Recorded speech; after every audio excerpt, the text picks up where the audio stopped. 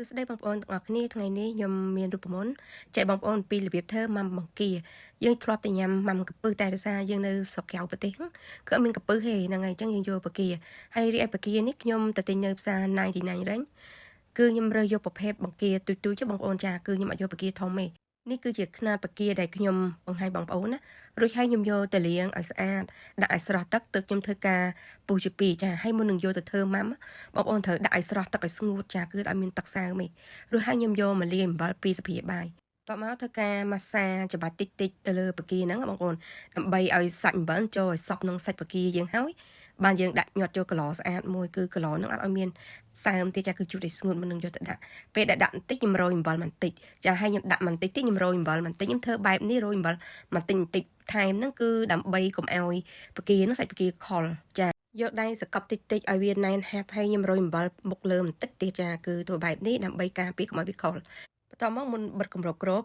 ជូតមាត់កែវហ្នឹងនៅខាងលើជូតឲ្យស្អាតឲ្យស្ងួតអត់ឲ្យមានសំណើមឬក៏កាកអំបិលធំក្លិនទេបន្ទាប់មកខ្ញុំយក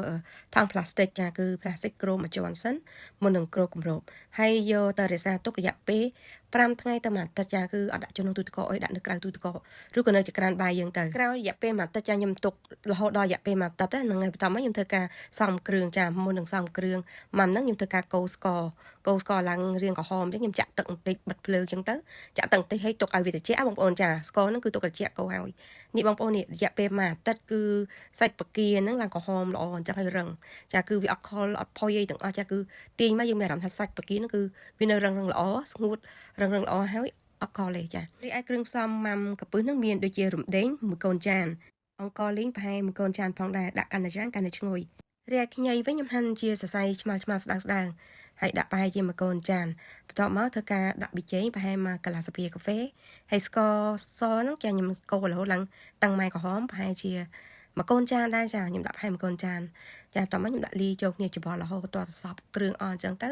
បានខ្ញុំយកទៅញាត់ជូរកន្លគ្រាន់តែលាយឲ្យប៉ុណ្ណេះហ្នឹងមានអារម្មណ៍ថាជះក្លិនឈ្ងុយមកតែម្ដងហើយនិយាយពីពណ៌គឺឡើងក្រហមចាដោយសារយើងកូរស្ករសរាងក្រហមផងហើយនឹង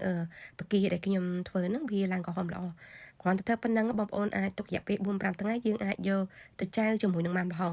ចាដំបូងយើងធ្វើជាម៉ាំកំពឹសឬម៉ាំត្រីសិនណាបងប្អូនរួចហើយទុករយៈពេល5-6ថ្ងៃឬមួយអាទិត្យចឹងទៅបានយើងយកទៅចាវជាមួយនឹងម៉ាំល្ហុងបានធ្វើបែបនេះគឺមានរសជាតិឆ្ងាញ់បើសិនជាយើងយកកំពឹសហ្នឹងយកទៅលាយធ្វើម៉ាំល្ហុងតែម្ដងគឺអត់មានចូលជាតិឆ្ងាញ់ទេចាឥឡូវនេះវីដេអូធ្វើម៉ាំបង្គារបស់ខ្ញុំមានតែប៉ុណ្្នឹងទេចាហើយបងប្អូនកុំភ្លេចណាចាំសាកធ្វើតាមទាំងអស់គ្នាចាអរគុណ